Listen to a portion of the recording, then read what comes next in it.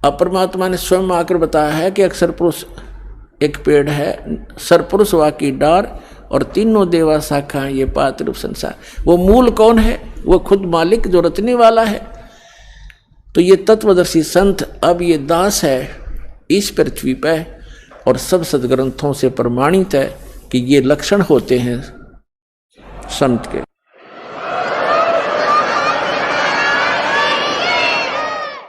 अब इसमें क्या बताया है 15वें अध्याय के तीसरे चौथे में स्पष्ट कर दिया है कि जिस समय वो तत्वदर्शी संत मिल जा और वो तत्व ज्ञान बतावेगा, उस तत्व ज्ञान रूपी शस्त्र के द्वारा इस अज्ञान रूप उलझी हुई गुत्थी को काट कर अर्थात अच्छी तरह समझ कर उसके पश्चात परमेश्वर के उस परम पद की खोज करनी चाहिए, जहां जाने के बाद साधक फिर लौटकर कभी संसार में नहीं आते।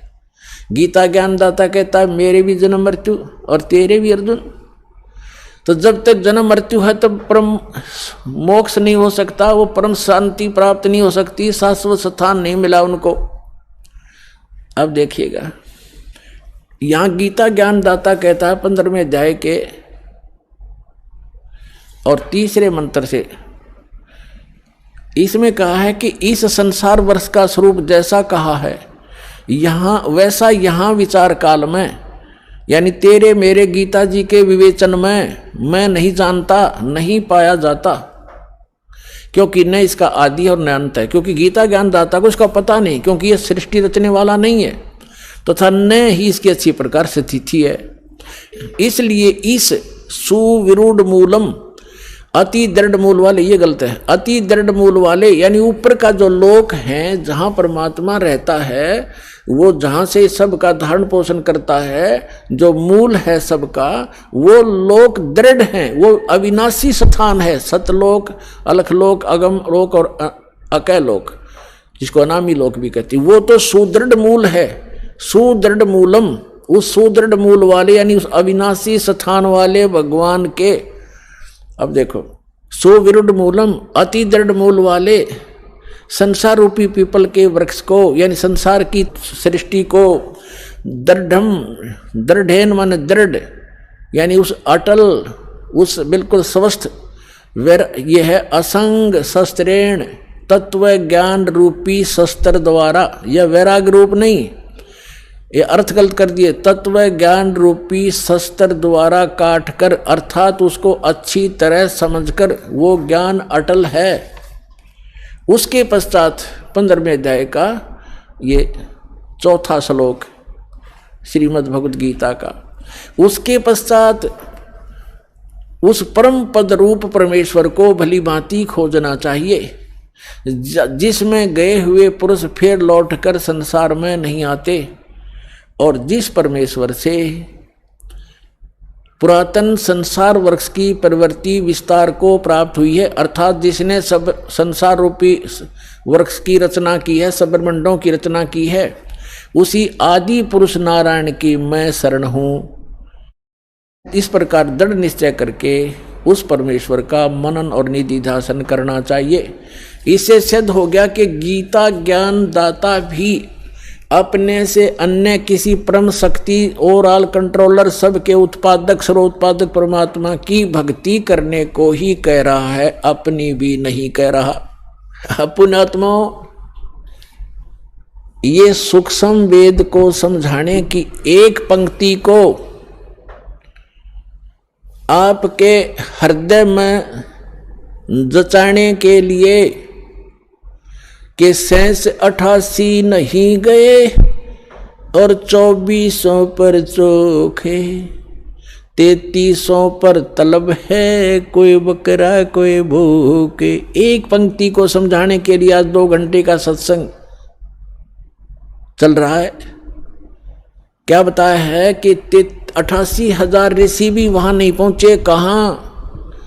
श्रीमद् भगवद गीता अध्याय नंबर 18 के श्लोक नंबर 62 में कहा कि अर्जुन तू सर्वभाव से उस परमेश्वर की शरण में जा, उस परमेश्वर की कृपा से ही तू परम शांति को और सनातन शाश्वतम स्थानम, उस अमर लोक को प्राप्त होगा, सत्यलोक को प्राप्त होगा। सत्य माने शाश्वत, सदा रहने वाला। तो शाश्वत स्थान पर जाने के लिए तत्वदर्शी संत की आवश्यकता है। तो उसके लिए कहा है गुरु बिन काहू न पाया ज्ञान, जो थोथा भूछड़े मूड किसाना। गुरु बिन वेद पढ़े जो प्राणी, समझन सार रहे अज्ञानी।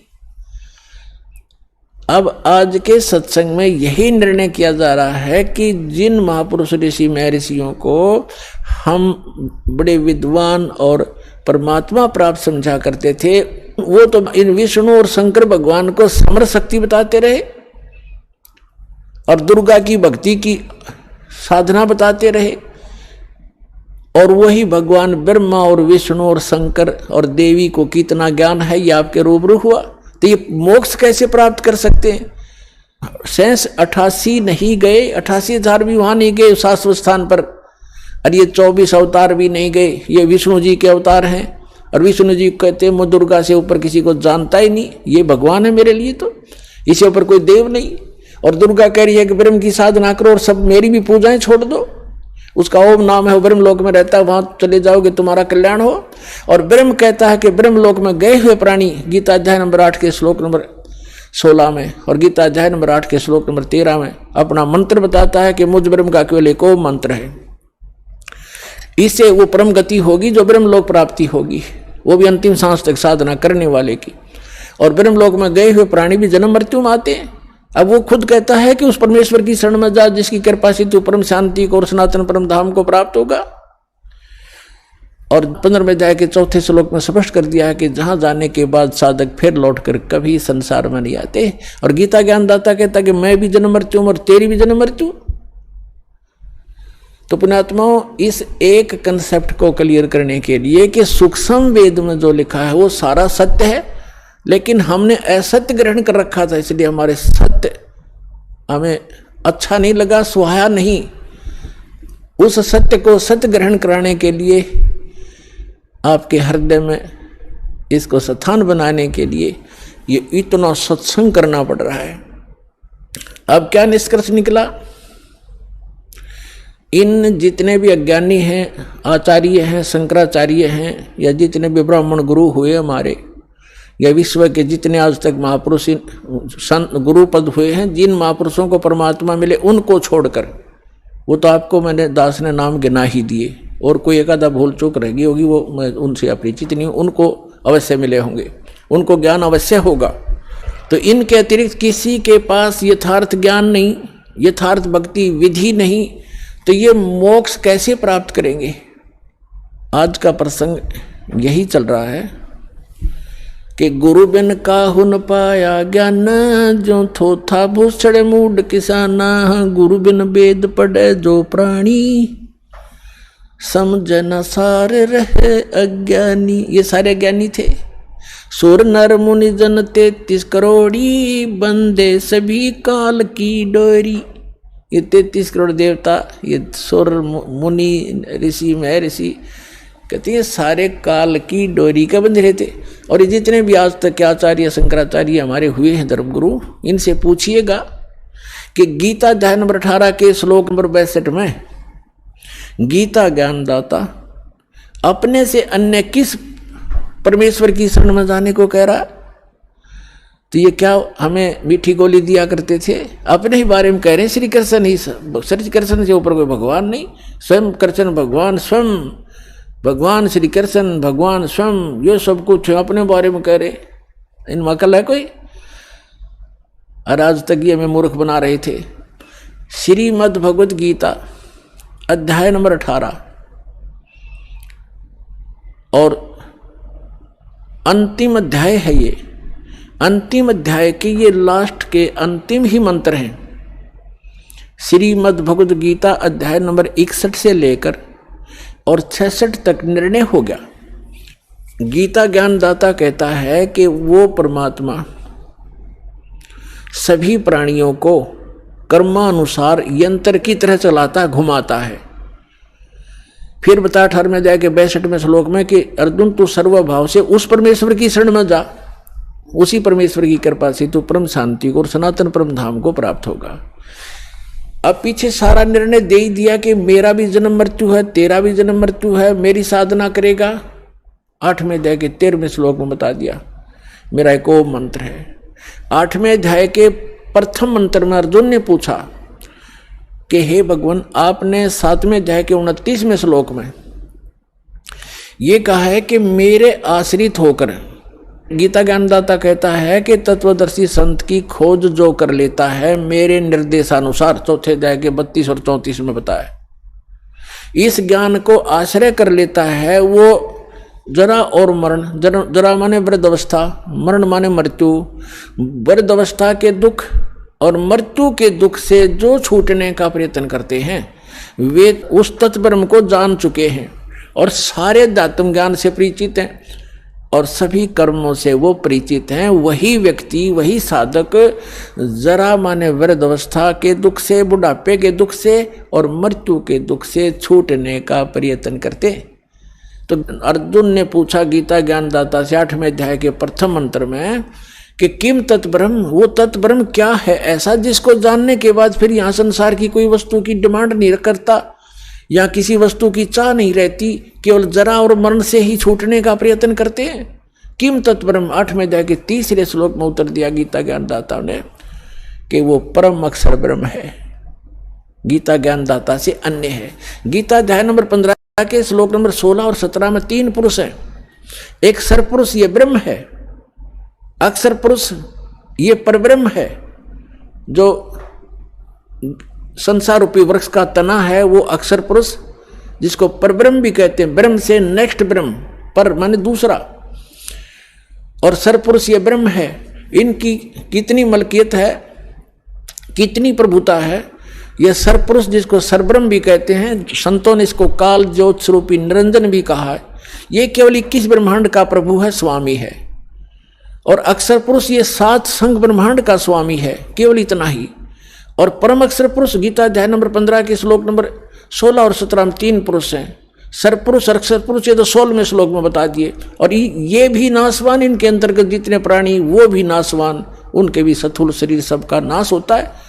जीवात्मा तो सबकी अमर है, गधे कुत्ते की भी अमर है।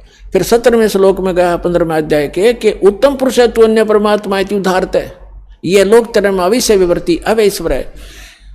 वो उत्तम पुरुष यानी पुरुषोत्तम, वो पुरुषोत्तम तो कोई और है जो तीनों लोकों में प्रवेश करके और सबका धारण पोषण करता है, जो परमात्मा कहलाता है, जो वास्तव में अविनाशी है। गीता ज्ञानदाता कहता है कि वो है पुरुषोत्तम, इन दोनों से अन्य है।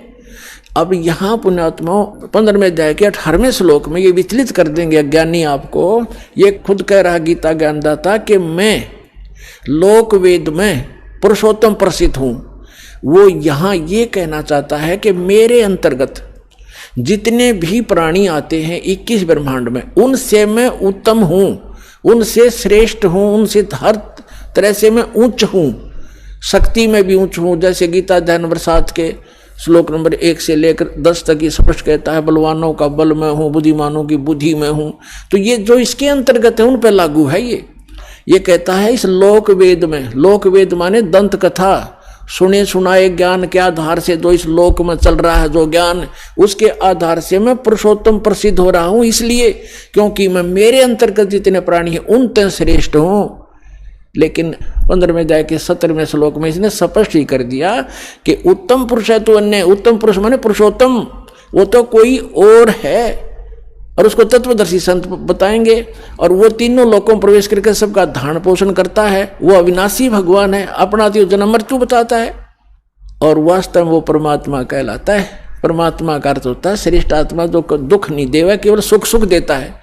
तो ये सुख सागर है परमात्मा। कबीर जी अमर पुरुष, सतपुरुष, परम अक्षर पुरुष। तो यहां गीता अध्याय नंबर 8 के श्लोक नंबर 5 और 7 में गीता ज्ञानदाता कहता है कि मेरी साधना कर। 8वें अध्याय के 13वें श्लोक में इसने बता दिया मेरा तो ओम अक्षर है, ओम एक अक्षर है, नथिंग एल्स। और इसकी भक्ति करने से ओम से मिलने वाली परम गति मिलेगी। वो क्या मिलेगी? ब्रह्म लोक जाएगा। 8वें अध्याय के 16वें श्लोक में लिखा कि ब्रह्म लोक में गए हुए प्राणी भी जन्म मृत्यु में आते। तो ये कहता है कि 8वें अध्याय के 5 और 7 में कि मेरी भक्ति करेगा मुझे प्राप्त होगा, लेकिन युद्ध भी करना पड़ेगा। तो जहां युद्ध है वहां शांति कहाँ? अब फिर ये बताता 17वें अध्याय के 23वें श्लोक में कहा है कि सच्चिदानंद घन ब्रह्म यानी परम अक्षर ब्रह्म के पाने का 3 मंत्र का जाप है। ओम तत्सत, ओम तो सरपुरुष का, तत् और सत ये सांकेतिक, इस दास के अतिरिक्त इस विश्व में किसी के पास ये मंत्र नहीं है। परमात्मा की दास दास पर रजा हुई है। ये कोड वर्ड है तत् और सत, ये सांकेतिक है। तत् है ये सांकेतिक शब्द है, ये अक्षर पुरुष का है, और सत भी सांकेतिक है, ये परम अक्षर पुरुष यानी परम अक्षर ब्रह्म का है। तो यहां स्पष्ट कर दिया कि उस परम अक्षर ब्रह्म के प्राप्ति के लिए 3 मंत्र के जाप की साधना करनी है आपने। साधना अन्य वस्तु होती है, पूजा अन्य होती है। जैसे हमारा इष्ट है जल, हमने जल प्राप्त करना, जल का पता लग गया पृथ्वी के अंदर है, तो हैंड पंप लगाना पड़ता है। हैंड पंप ऊपर फिर उसके पाइप बोकी लगाना, फिर ऊपर मशीन लगाना, हैंड पंप, ये सारी जो व्यवस्था है, ये उपकरण प्रयोग करने पड़ेंगे, साधना करनी पड़ेगी हमने उस उपास्य यानी इष्ट को प्राप्त करने के लिए, जल को प्राप्त करने के लिए। ये मंत्र हमारे पूज्य नहीं है, इन मंत्रों से हमें वो पूज्य वस्तु प्राप्त होगी, ये साधना है, ये मजदूरी है हमारी। तो यहाँ अभी तक ये कबीर पंथी यहाँ मार खा गए, इन मंत्रों को इन्होंने अवॉइड कर दिया कि तो काल के मंत्र हैं, ओम भी काल का फलाना। अरे हमने पानी जल प्राप्ति के लिए जो साधना प्रयोग करनी है वो चाहे लोहे की है, तो उस लोहे की वस्तु बिना वो जल ना मिल रहा है। इसी प्रकार ये जो मंत्र हैं ये अभी तक किसी का समझ में नहीं आए थे। उन महापुरुषों ने छोड़कर जिनको भगवान मिले, उन्होंने तो स्पष्ट किया है कि वही गुरु पूरा कहा है, 2 अक्षर का भेद बतावे। नानक साहब जी कहते हैं, जय तू पढ़िया पंडित बिन 2 अक्षर 2 नावा, परमति नानक एक लंघाए जय कर सत समावा। 2 अक्षर का तो सतनाम है, एक ये सार नाम है, इनसे हटकर है। ओम और तत् मिलकर सतनाम बनता है 2 अक्षर का। इसकी श्वास और उश्वास से साधना करनी होती है, और सत जो है वो सार नाम है, वो अलग है। इन सब की साधना करनी पड़ती है। 17वें अध्याय के 23वें श्लोक में श्रीमद् भगवद गीता में गीता ज्ञानदाता बता रहा है कि सच्चिदानंद घन ब्रह्म के पाने का केवल ओम तत्सत 3 मंत्र के जाप का निर्देश है, नथिंग एल्स, और कोई नहीं। निर्देश माने फाइनल डायरेक्शन, इसके अतिरिक्त कुछ नहीं। अब यहाँ 8वें अध्याय के 5 और 7 में तो अपने विषय में बता दिया कि मेरी साधना करेगा मुझे प्राप्त होगा, लेकिन युद्ध करना पड़ेगा। तो युद्ध करना जहाँ पड़ गया वहाँ शांति कहाँ। फिर 8वें अध्याय के 8, 9, 10 3 मंत्रों में स्पष्ट किया गीता ज्ञानदाता ने कि उस परम अक्षर ब्रह्म की भक्ति करोगे तो उसी के पास जाओगे। उसकी साधना का मंत्र बता ही दिया, वो ओम तत्सत, तत् और सत ये सांकेतिक है, ये खुद नहीं जानता गीता ज्ञानदाता। उसके लिए 4थे अध्याय के 32 और 34 में स्पष्ट कर दिया है मंत्र में कि जो सच्चिदानंद घन ब्रह्म अपने मुख कमल से, परम अक्षर ब्रह्म स्वयं आते हैं यहाँ पर, वो काल पुरुष, और अपने मुख कमल से यथार्थ ज्ञान और यथार्थ भक्ति विधि बताते हैं। उसके अंदर विस्तार से कही गई है वो धार्मिक अनुष्ठानों की जानकारी, यज्ञों की। यज्ञ माने धार्मिक अनुष्ठान, साधनाएं। उसको जानने के बाद साधक फिर पूर्ण मोक्ष प्राप्त कर जाता है। उसके लिए तत्वदर्शी संतों के पास जाने के लिए गीता ज्ञानदाता कहता है। इससे सिद्ध है कि गीता ज्ञानदाता न तो तत्व ज्ञान से परिचित, और तत्व ज्ञान गीता ज्ञानदाता से अन्य है, और वो तत्वदर्शी संत भी अन्य है। तो वो ये दास है, रामपाल दास, आज विश्व में इस तत्व ज्ञान से परिचित।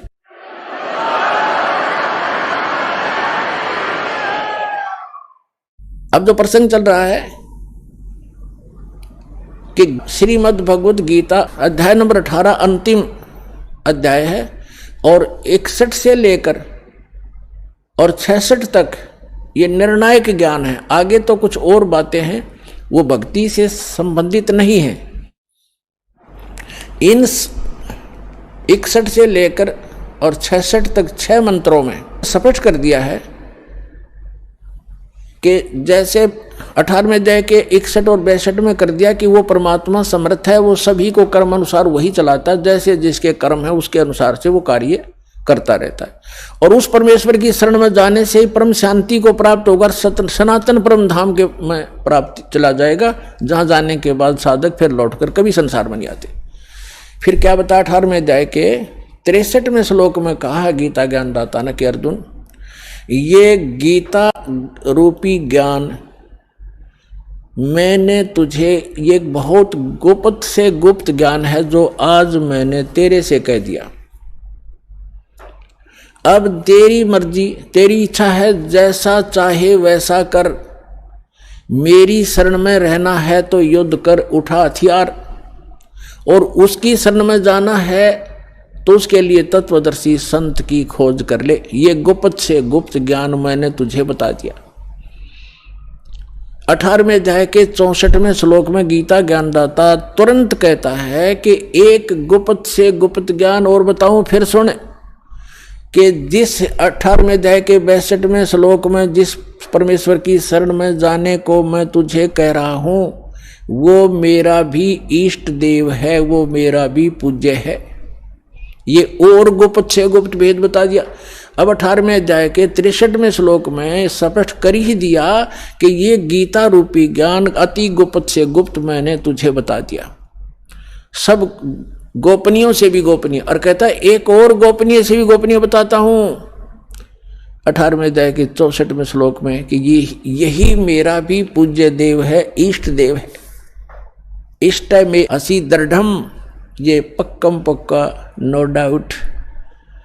फिर 18वें अध्याय के 65वें श्लोक में कहा कि अर्जुन यदि मेरी शरण में रहना है तो मैं पक्का वायदा करता हूं, मेरा सिमरण कर, मुझे नमस्कार कर, मुझे प्राप्त होगा। 18वें अध्याय के 66वें श्लोक में फिर फैसला दे दिया कि यदि तूने मेरी शरण में रहना है तो पहले बता चुका हूं, उसकी शरण में जाना है तो सर्वधर्मान परित्यज्य माम एकम शरणम व्रज। यहां इन अनाड़ी अज्ञानियों ने व्रज का अर्थ आना किया है, जबकि व्रज का अर्थ जाना होता है। अब ये क्या कहते हैं कि अर्जुन सर्वधर्मान परित्यज्य माम, मेरे सतर की सभी पूजाओं को छोड़कर मेरी शरण में आ जा। अरे भले आदमियों, दूसरे अध्याय के 7वें श्लोक में अर्जुन कहता है कि मैं आपकी शरण में हूं, आपका शिष्य हूं, मेरी बुद्धि काम करना बंद कर गई है, जो मेरे हित में हो आप मुझे राय दें। तो श्री कृष्ण जी की शरण में अर्जुन तो पहले ही था। अब ये कहो कि सर्वधर्मान परित्यज्य माम एकम शरणम व्रज, व्रज का अर्थ जाना होता, आना नहीं। जैसे इंग्लिश वर्ड गो है, गो का अर्थ कम नहीं हो सकता, आना नहीं हो सकता। कहीं सेंटेंस चाहे उसकी कितनी बनाए जाओ, फलाना व्याकरण बनती है, फलाना बनती है, फलानी धातु बनती है, अटपट मारते हैं, मूर्ख बनाते हैं, इनको ज्ञान नहीं है। तो इसमें कहा कि सर्वधर्मान परित्यज्य माम, मेरे सतर की सभी धार्मिक पूजाएं छोड़ दे। परित्यज्य कौन कौन सी हैं? ओम नाम का जाप है, जैसे ओम तत्सत, ये 3 मंत्र का जाप है आपको दिया जाता है जिनको कंप्लीट कोर्स प्राप्त हो गया है। तो ओम जो मंत्र है ये ब्रह्म की साधना है, इसके सतर की धार्मिक कमाई है, हम इसको दे देंगे। पहले हम इसको ब्रह्मलोक में जाकर नष्ट करते थे, देवता बन जाते थे, अपना धन नाश करके फिर गधा बन जाते थे। तो अब हमें ज्ञान हो गया, हम इसका कोई प्रतिफल नहीं लेंगे, अपनी पूंजी नाश नहीं करेंगे। हमारे ऊपर इसका ऋण है क्योंकि ये पृथ्वी इसने तप करके प्राप्त कर रखी है और हम इसमें बेमतलब आ गए। अब इसने हमें मजदूर बना लिया कि यहाँ कमाओ और खाओ और मेरा टैक्स दो, हमें मजदूर बना रखा, बंधक।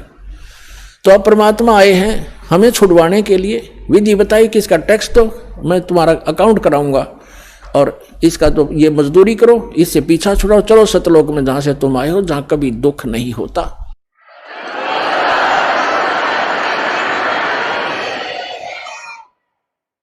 तो हम क्या करेंगे? सर्वधर्मान परित्यज्य माम, इसका विधान है ये खुद कहता है कि मेरे सतर की पूजा मुझे दे दे, इसका प्रतिफल मत ले। और एकम शरणम व्रज, एकम माने अद्वितीय, जिसके बराबर दूसरा ना हो, यानी सर्वशक्तिमान परमात्मा की शरण में जा।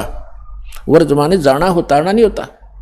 अहम तवा सर्व पापे भो मोक्षामि मा शुच।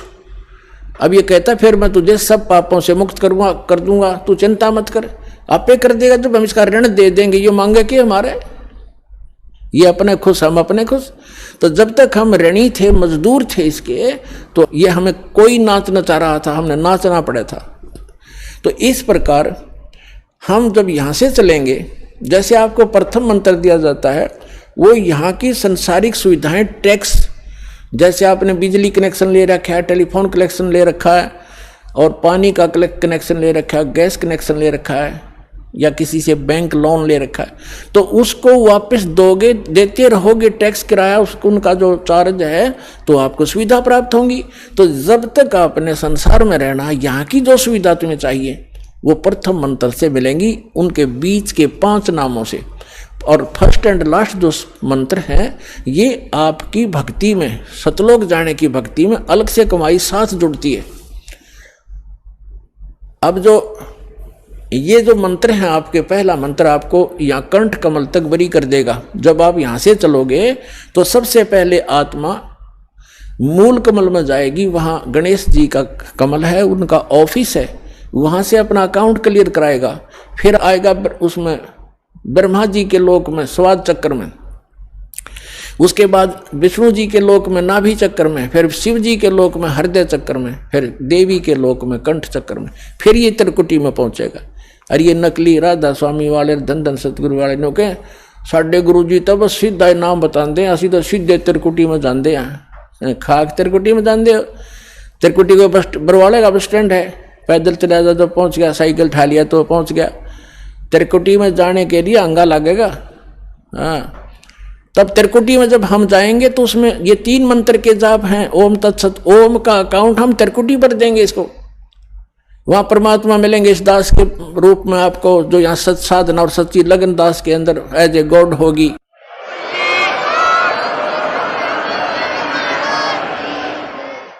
तो उसको लेकर के परमात्मा जाएगा इस धर्मराज के दरबार में, जो यहाँ का न्यायाधीश है, और उसको ये गीता अध्याय नंबर 18 का श्लोक नंबर 66 यानी ये विधान कोड करेगा। ये दास आपका वहाँ वकील बनेगा। कबीर साहब कहते हैं, कर लो गुरु वकील मुकदमा भारी है, ये कर लो गुरु वकील मुकदमा भारी है।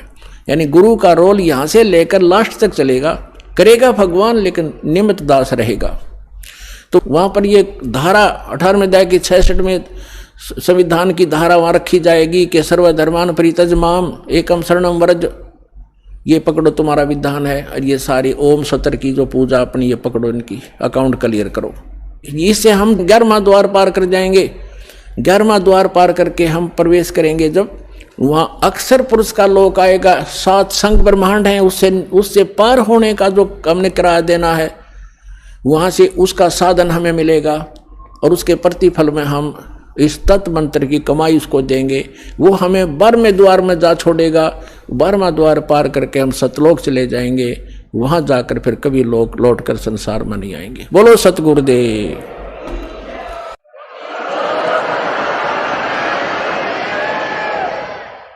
परम पिता परमात्मा पूर्ण ब्रह्म सारी सृष्टि के रचनहार कबीर परमेश्वर जी की असीम रजा से आप सभी पुण्यात्माएं सत्संग सुनने के लिए उपस्थित हुए। सत्संग में आने से जीव को पता चलता है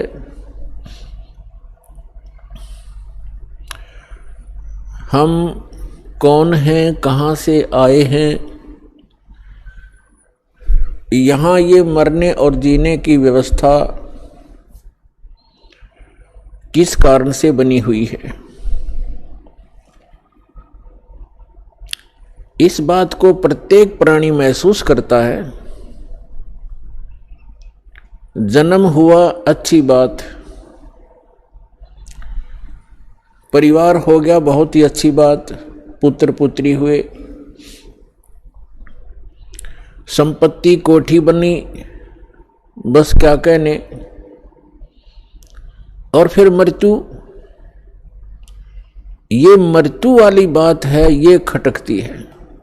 अब ये मृत्यु जो होती है ये एकदम विपरीत स्थिति है। सारा जीवन संतान के पोषण में, संपत्ति के जोड़ने में, कोठी और महल बनाने में लगा देता है प्राणी, और 1 मिनट के बाद पता नहीं पुत्र की मृत्यु हो जाती है, पुत्री मर जाती है, पुत्र वधू मर जाती है, माँ की मृत्यु हो जाती है, परिवार का परिवार भी नाश हो जाता है। तो यहाँ हमारी बुद्धि कभी नहीं जाती कि ऐसा क्यों हो रहा है। हमने एक ये परंपरा मान ली कि ऐसा होता ही है, ऐसा होता है, सबके साथ हो रहा है, इसलिए दुख तो होता है। लेकिन शेष बचे हुए ये सोचते हैं हम तो अभी कुशल हैं, बस ऐसे हम अटकलबाजी से यहां जी रहे हैं। तो परमात्मा कहते हैं साथी हमारे चले गए। हमें समझाने के लिए परमात्मा अपने ऊपर ही उदाहरण दे रहे हैं। कबीर परमात्मा जी ये हमारे पिता हैं। साथी हमारे चले गए, हम भी चालन हारे, कोई कागज में बाकी रह रही, ताते लगी है वारे। कोई कागज में बाकी है, कोई श्वास शेष हैं आपके, इसलिए देर लगी हुई है आपको। और जो चले गए संसार छोड़कर, उनके भी, उनकी आशाएं, उनके इरादे, उनकी सोच यही थी कि अभी मृत्यु नहीं होगी। फिर परमात्मा याद दिलाते हैं स्वयं आकर के कबीर भगवान, यथार्थ ज्ञान, यथार्थ भक्ति विधि, अपने द्वारा रची हुई सृष्टि को ही भी वो खुद ही ठीक ठीक बताते हैं। और हम कहाँ थे ये हमें नहीं मालूम हो सकता, चाहे कितनी बात बनावें। ये तो रचनहार ही बता सकता है कि आप यहाँ क्यों दुखी हो रहे हो, ये मरने जीने की व्यवस्था कौन सी अच्छी है। इस बात को सभी मानते हैं कि अच्छी नहीं है। तो इसलिए परमात्मा हमें जगाना चाहते हैं, यथार्थ ज्ञान हमारे हृदय में उतारना चाहते हैं, पहले ये बता करके कि जिस व्यवस्था में आप व्यवस्थित हैं और जिन क्रियाओं में आप तत्पर हैं, यदि आप परमात्मा की साधना भक्ति नहीं करते हो, मोक्ष प्राप्ति का प्रयत्न नहीं कर रहे हो, तो ये क्रियाएं तो पशु पक्षी भी कर रहे हैं। तो मानव शरीर की क्या आवश्यकता थी, जिसमें परमात्मा ने अच्छी सोच दी है, बुद्धि दी है, और समय पर गर्मी सर्दी प्राकृतिक आपदाओं से बचने की व्यवस्था भी हम कर सकते हैं। जैसे गर्मी से बचने के लिए कोई झोंपड़ी महल मकान बना सकते हैं, इतनी बुद्धि भगवान ने दी है। समय पर आहार करने के लिए हम पूर्व संग्रह कर लेते हैं, अन्न इकट्ठा कर लेते हैं, और गर्मी सर्दी से बचने के लिए भी हम कोई झोंपड़ी महल बना लेते हैं। इसका उद्देश्य क्या है? इसका उद्देश्य ये है, इन सब सुविधाओं को परमात्मा ने इसलिए दिया है कि आप प्राकृतिक आपदाओं से डिस्टर्ब ना हो सकें और भक्ति करते रहें। जैसे परमात्मा की प्राप्ति में ये आत्मा उसी समय से व्याकुल है जिस समय से ये उस परम पिता के उस सुखमय स्थल से, उस सतलोक से, अमरलोक से बिछुड़ कर आई है, उस परम पिता से दूर हुई है। उसी दिन से इसको आभास हो गया है कि जो सुख मैं छोड़ के आया हूं वो यहां नहीं है। उसकी खोज में फिर ये अपनी अटकलबाजी से, जीव सोच से सोचने लगता है, प्रयत्न करता है। जैसे कोई निर्धन है, वो सोचता है कि धनवान सुखी होंगे, धन में सुख होगा। और धनी व्यक्ति को स्वप्न में भी सुख नहीं होता। पुण्यात्माओं, निर्धन को तो ये बात जचे नहीं कि धनवान सुखी नहीं, लेकिन किसी धनवान यानी मायाधारी से मिलकर देखना, उसके ऊपर कितनी समस्याओं का पहाड़ होगा, आप सोच भी नहीं सकते। जहां माया है वहां शीतलता नहीं हो सकती, जहां भट्ठी अग्नि की तप रही हो वहां शीतलता नहीं हो सकती। ये माया अग्नि की भट्ठी है, इसके निकट बैठकर प्राणी कभी भी शीतलता महसूस नहीं कर सकता। धनी व्यक्ति सोचते हैं कि राजा लोग सुखी होंगे। राजा को सुख स्वप्न में भी नहीं होता। आपको ऐसा लगता है जैसे इसके आगे पीछे बड़ी सेना चलती है, बड़े बड़े अधिकारी सलूट लगा रहे होते हैं, ये महासुखी होगा, कारों में चलते हैं। सपने में भी सुख नहीं है इनको, क्योंकि हमने सुख का पता ही नहीं जो सुख होता है। राजा लोग समझते हैं कि ऊपर के ये देवता लोग सुखी होंगे स्वर्ग आदि में।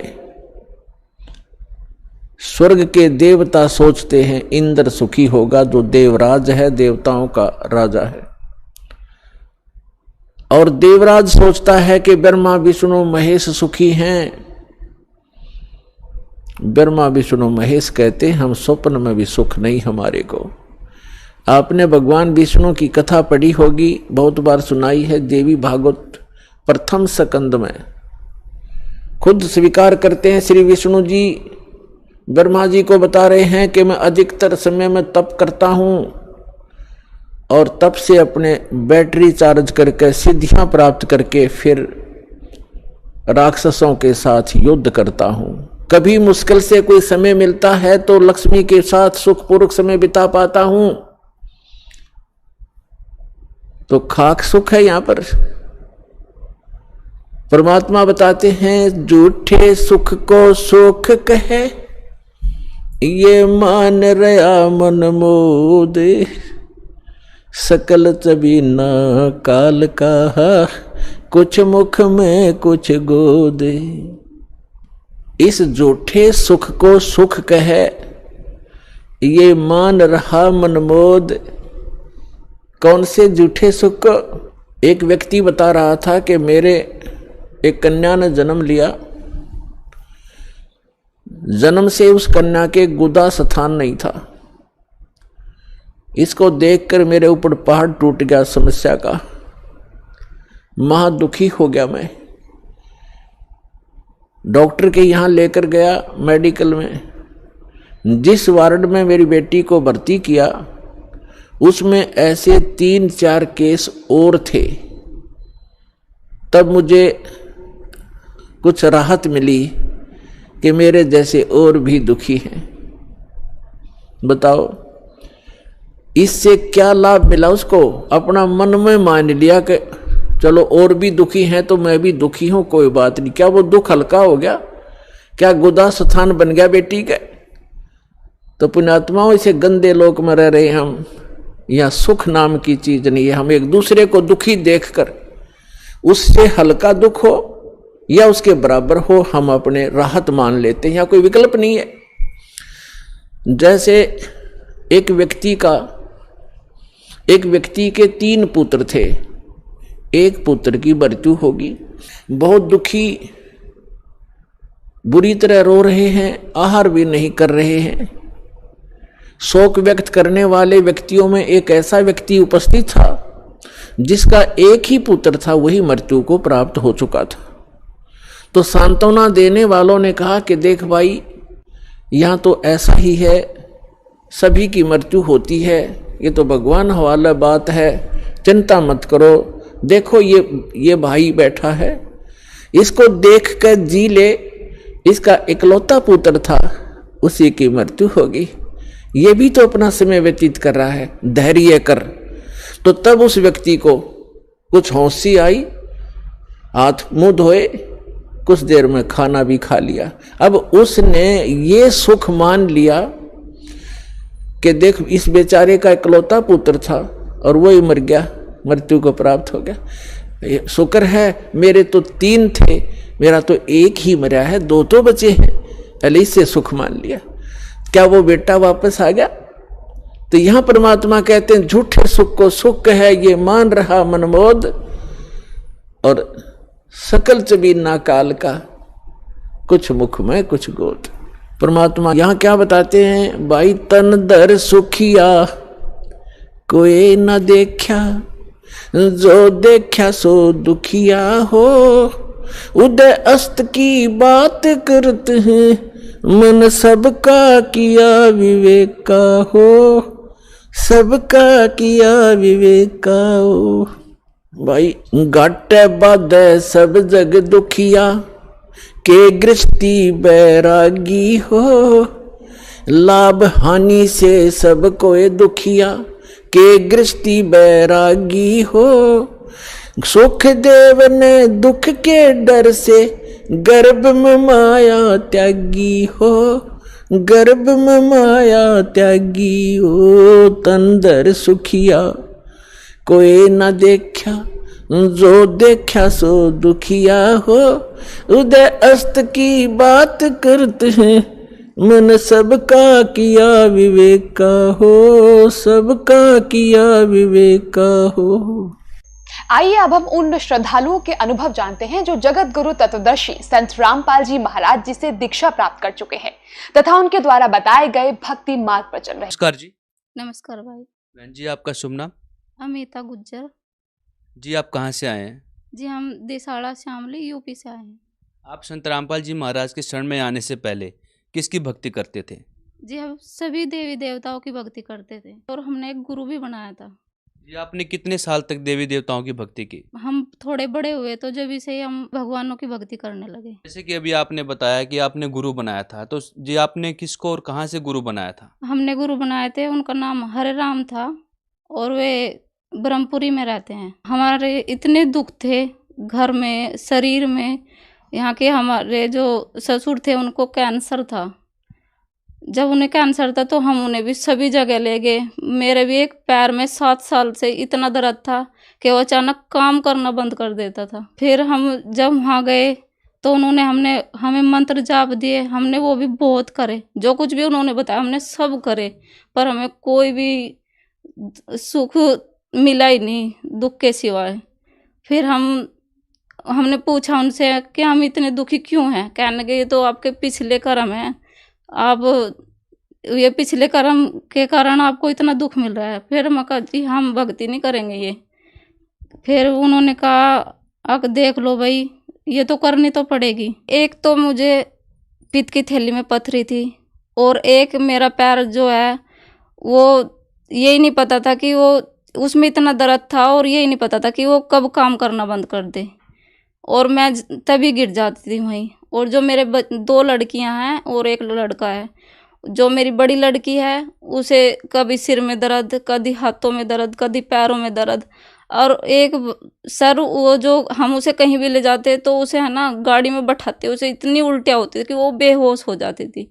और जो मेरी छोटी लड़की है, सर्दी शुरू होते ही वो बीमार होने लगती, उसे बुखार और उसे नमूनिया पड़ता था बहुत ज़्यादा, सांस नहीं आता था। हम सारी रात ऐसे ही बैठे रहते थे। जो उनके बाबा जी वो पूछते भाई देख लो इसका मुंह खोल के, थोड़ी शांत होते ही कभी ये मर न गई हो, देख लो इसका मुंह खोल के। और जो मेरे पति हैं वो बीड़ी पीते थे। जो मेरी जो सास थी ना जी, वो 30 साल से राधा स्वामी पंथ में जुड़ी हुई थी, और वो भी वहाँ जुड़ने के बाद भी इतनी बीमार, बहुत ज़्यादा बीमार। उन्हें रसोली थी, और एक जो उनके हाथ पैर थे जी, 12 महीने हाथ पैर अगर कुछ भी काम कर देती तो हाथ पैरों से खून निकालना शुरू हो जाता था। वे इतनी बीमार रहती थी, कुछ भी नहीं कर सकती थी जी, खाना भी नहीं खाया जाता था जी अपने हाथों से उन्हें। जी, आप संत रामपाल जी महाराज के शरण में कैसे आए? जी, हम सभी टीवी देख रहे थे तो बच्चों ने चैनल बदला और वो चैनल साधना चैनल पे लगा, तो वहाँ संत रामपाल जी महाराज का सत्संग चला हुआ था। तो वहाँ हमने देखा तो वे राधा स्वामी वालों के बारे में बता रहे थे। तो हमारी जो सास हैं वो राधा स्वामी से जुड़ी थी 30 साल से, और वो भी इतनी दुखी थी बहुत ज़्यादा, उनकी छाती में भी बहुत दर्द और उन्हें रसोली भी थी। तो जब वे बता रहे थे मैं कहा देखो तो एक बार ये क्या बता रहे हैं। कहने लगे नहीं मैं नहीं सुनूंगी, ये तो पता नहीं क्या बता रहे हैं।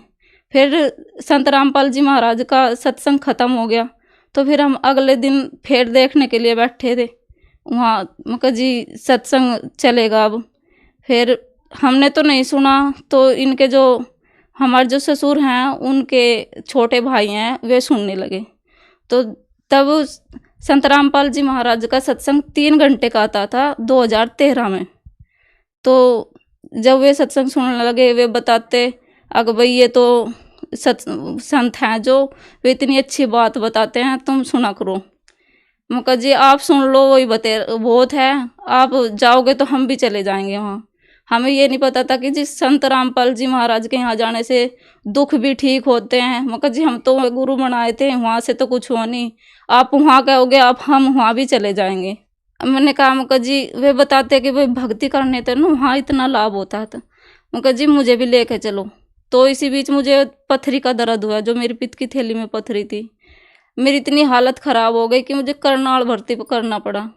करनाल भर्ती करा तो वहाँ मेरा ऑपरेशन कहा कि भाई तुरंत ही ऑपरेशन करना इसका, तो क्या फिर उन्होंने ऑपरेशन कर दिया। तो मैं संत रामपाल जी महाराज को ना, मुझे तो नाम कभी नहीं पता था जब तक, तो उन्होंने ही बताया। बस इन संत रामपाल जी महाराज की शक्ल देखती और कहती है भगवान आप ही हमारे भगवान हो, हमने तो है ना आप ही की भक्ति करनी बस, अब जाओ और किसी की भक्ति करनी ही नहीं।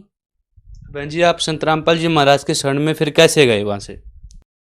जी मैंने कहा अपनी सास से कि मुझे भी जाना है, कहने कि चलो भाई तुम भी चलो। हमने तो सारा परिवार, मैंने भगत जी से कहा तो भगत जी कहने कि नहीं मुझे तो जाना नहीं। मैं कहा जी मैं तो इतनी बीमार हूँ और फिर भी आप चल रहे। कहने कि नहीं आपने तो पता है मैं बीड़ी पीता हूँ, वहाँ बीड़ी नहीं पीते। मैं कहा जी नहीं, परमात्मा मतलब संत रामपाल जी महाराज का सत्संग सुना करो और आप चलो। फिर उन्होंने कहा कि ठीक है मैं चलूँगा, जब आपने कहा तो मैं चलूँगा। तो वे गए, हमने नाम लिया, नाम लेके हम घर आए। बच्चे भी थे मेरे साथ, मेरी लड़कियां थी, तो उन्होंने भी नाम लिया और हम घर आ गए। हमने भक्ति करी, जो हमें नाम जाप दिए थे संत रामपाल जी महाराज ने।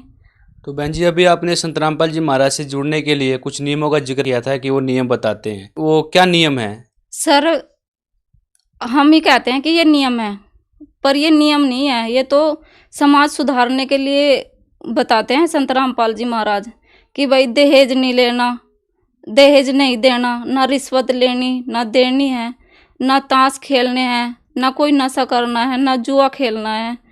नशा करना तो दूर, हमने छूना भी नहीं है। ये तो काम है जो सरकार को करना चाहिए, जो संत रामपाल जी महाराज कर रहे हैं। बहन जी संत रामपाल जी महाराज से जुड़ने के बाद आपको क्या लाभ प्राप्त हुए? संत रामपाल जी महाराज जी के चरणों में जुड़ने के बाद हमें एक तो सच्ची भक्ति का पता चला कि सच्ची भक्ति क्या है। और सब कहते हैं कि परमात्मा तो एक है, भगवान तो एक है, पर वह है कौन सा ये तो किसी ने नहीं बताया। और संत रामपाल जी महाराज जी बताते हैं कि कबीर परमात्मा है, जो वेदों में प्रमाण है इनका कि कबीर साहिब ही भगवान है, वो उन्हीं की भक्ति बताते हैं। बहन जी और आपको क्या लाभ प्राप्त हुए? जी एक तो मेरे जो पित्त की थैली में पथरी थी, मैं उससे ठीक हुई। मुझे बुखार भी रहता था, मैं उससे भी ठीक हुई। और जो मेरे पैर में दर्द रहता था, वो मेरा पैर का दर्द बिल्कुल 1 महीने में ही ऐसा ठीक हो गया कि जी मैं काम नहीं करती थी भाई, जैसे पोछा लगाना, झाड़ू लगाना, ये कपड़े धोने, ये काम मेरे से बिल्कुल नहीं होते थे। जो मेरी बहन है और दोरानी है वो करती थी सारा काम, मैं तो बस खाना बनाती थी। और आज मैं सारा काम कर सकती हूँ, अब बिल्कुल मेरा पैर ठीक है। और जो मेरी लड़की है उन्होंने गुरुजी से कहा गुरुजी मुझे तो पैरों में दर्द और सिर में दर्द और उल्टियाँ होती हैं, तो संत रामपाल जी महाराज जी ने कहा कि बेटे परमात्मा की भक्ति करो सब ठीक होगा। उस दिन से जी 4 साल हो गए आज तक, उसको हम कहीं भी ले जाएं उसको ना तो उल्टी होती ना पैरों में दर्द होता, कुछ नहीं होता। और जो छोटी लड़की है उसे इतना नमूने होता कि संत रामपाल जी महाराज जी से नाम लेने के बाद उसका बिल्कुल वो बिल्कुल ठीक है। और जो मेरे पति हैं वो बीड़ी पीते थे, वो भी अब ठीक हैं बिल्कुल। और हम सभी परिवार परमात्मा के संत रामपाल जी महाराज के चरणों में लगे हुए हैं। जो मेरे साथ हैं जी वो संत रामपाल जी की महाराज की शरण में जब आई तो उनकी रसोड़ी थी वो भी ठीक हो गई, और जो हाथ पैर खराब रहते थे वो भी बिल्कुल ठीक है। राधा स्वामी पंथ में जुड़ने के 30 साल तक जुड़ने के बाद भी उन्हें ये बीमारी लगी रही, वहाँ जाकर ठीक नहीं हुई। और संत रामपाल जी महाराज के चरणों में जाने से सब ठीक हो गए। बहन जी संत रामपाल जी महाराज के शरण में आने के बाद जैसे अभी आपने बताया कि आपको बीमारी थी वो बिल्कुल ठीक हो गई, तो आप जन समुदाय को क्या बताना चाहेंगे? क्या संत रामपाल जी महाराज के शरण में आने के बाद उनकी भी बीमारी खत्म हो सकती है? हाँ जी, सबकी बीमारी खत्म हो सकती है। जैसे मेरी बीमारी खत्म हुई सबकी बीमारी खत्म होगी, पर जो नियम बताते हैं सतगुरु रामपाल जी महाराज उनके नियमों में रहकर और मंत्रों का जाप कर कर सभी सुखी हो सकते हैं। आम धारणा लोगों की ये है कि गुरु बदलने से पाप लगता है, तो आप जरा हमारे दर्शकों को बताइए ये कहाँ तक सही है? नहीं जी, ये बिल्कुल गलत धारणा है। जैसे हम एक डॉक्टर के पास जाते हैं और उसकी दवाई लेते हैं, परहेज भी करते हैं, फिर भी हमें आराम नहीं होता, हम दूसरे डॉक्टर के पास जा सकते हैं। ये कोई ऐसा नहीं कि नहीं हमने तो यहीं रहना, ये इन्हीं से आराम होगा। जब आराम नहीं हो रहा है तो हमने तो दूसरा डॉक्टर ज़रूर बदलना, और उसके वहाँ जाते हमें आराम मिलेगा तो हमने तो दूसरे डॉक्टर की सोचना भी नहीं कभी, हमने तो उसी से इलाज करवाना अपना। बहन जी, संसार में गुरु तो बहुत हैं, लेकिन आपने संत रामपाल जी महाराज को गुरु क्यों चुना? हमने संत रामपाल जी महाराज को इसलिए गुरु चुना कि वे शास्त्र अनुकूल भक्ति बताते हैं, वे प्रमाण सहित भक्ति बताते हैं। वे बताते हैं कि इसमें गीता जी में भी लिखा है, भाई वेदों में भी लिखा है, जो भक्ति करेंगे शास्त्र अनुकूल भक्ति करेंगे उसे लाभ होगा। और जो और धर्म गुरु हैं उनके पास ऐसी ये भक्ति नहीं है, वे तो अपना मनमुखी साधना बताते हैं, ये जो वेदों से और गीता जी से मेल नहीं खाते। बहन जी, संत रामपाल जी महाराज तो अभी जेल में हैं, तो उनसे यदि कोई जुड़ना चाहे, उनका नाम उपदेश लेना चाहे संत रामपाल जी महाराज का, तो कैसे जुड़ सकता है? जो सत्संग आता है साधना चैनल पे या और अन्य चैनलों पे, तो उसमें पट्टी आती है नीचे, उस पर फ़ोन नंबर लिखे होते हैं। आप जब उस नंबर पे फ़ोन करेंगे तो आपको बताएंगे कि पूरे विश्व में और जो भारत देश है हमारा, उसमें जगह जगह सभी उस जिलों में नामदान सेंटर खोले गए हैं। आप जिस जिले के पास में हो आपको बता दिया जाएगा कि आप वहाँ से जाके नाम दीक्षा ले लो और अपना कल्याण करवा लो। बहन जी, संत रामपाल जी महाराज जी से नाम दीक्षा लेने के लिए क्या कोई पैसा भी लगता है? नहीं जी, ये तो बिल्कुल गलत बात है।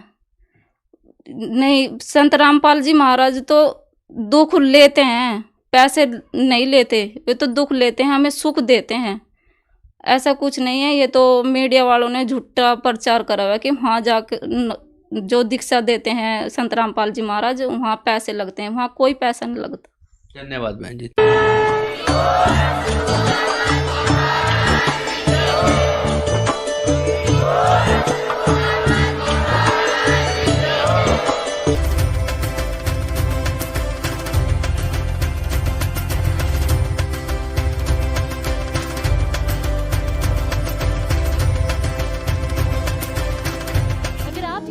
YouTube पर देख रहे हैं तो हमारे चैनल को सब्सक्राइब करें और बेल आइकन को दबाना ना भूलें। अगर आप Facebook पर ये वीडियो देख रहे हैं तो हमारे पेज को लाइक करें।